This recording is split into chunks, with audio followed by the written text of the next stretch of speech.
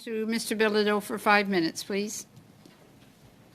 Great. Madam Chair, honorable members, thank you for the opportunity to attend today's discussion on behalf of the Canadian Chamber of Commerce. While the Inflation Reduction Act of 2022 presents opportunities for Canadian businesses, we must also recognize challenges facing Canada's private sector. To that end, I'll tailor my remarks today to focus on automotive manufacturing, critical minerals, clean tech, and labor. With respect to automotive manufacturing, the Act introduces and extends EV tax credits. Notably, eligibility for these credits ultimately requires EV batteries to be 100% made in North America by 2029. This creates considerable opportunities for Canada's natural resources and manufacturing sectors. However, given the protracted timelines to build upstream and midstream mining infrastructure, as well as the lead times to modify automotive supply chains, it will be difficult for automotive manufacturing firms operating in Ontario to meet credit eligibility requirements in the near term. This brings us to critical minerals. Global demand for certain minerals is expected to increase by up to 600% by 2040. This presents a rare opportunity for Canada, and the Chamber believes that Canada can serve North American and global demand for minerals required for electric vehicles and clean technologies. To match domestic mineral production and processing with increasing demand, it's vital to focus attention on facilitating resource development in Canada, where it takes an average of 15 years to move mining projects from discovery to first production. These lead times will impact Canada's decarbonization efforts while limiting opportunities to develop new and existing mining and manufacturing facilities across Canada.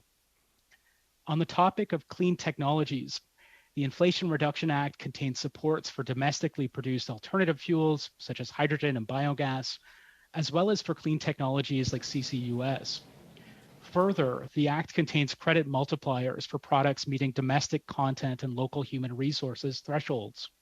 Such incentives will make it difficult for Canadian clean tech firms to compete in the US market. While Canada's recent fall economic statement has provided investment tax credits for clean technologies, Canada must take further measures to secure a level playing field and to secure opportunities for Canadian workers. Lastly, a few comments on labor availability. A study conducted by the Blue-Green Alliance indicates that the Inflation Reduction Act will create over 9 million climate tech jobs in the United States by 2032, largely in STEM fields. The skyrocketing demand for labor in the United States will place pressure on Canada's ability to attract and retain skilled workers to drive its own green economy. This is concerning as the competition for talent is already a major pain point here in Canada, with around 1/3 of Canadian businesses experiencing labor difficulties. With these factors in mind, I would like to table the following recommendations for your consideration. First, to further develop our mining, clean technologies, and advanced manufacturing sectors, Canada must be able to compete for major capital investments.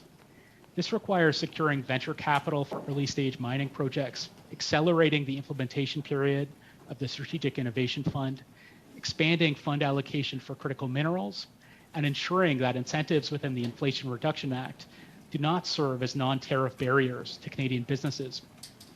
Second, to reduce mining project lead times, the Government of Canada must work with a broad spectrum of stakeholders to responsibly expedite development and permitting timelines. And third, Canada needs a green job strategy that brings together all levels of government, as well as private sector stakeholders, secondary and post-secondary institutions across the country, to develop the domestic capacity of skilled workers needed to drive our economy and build the projects that will get us to net zero.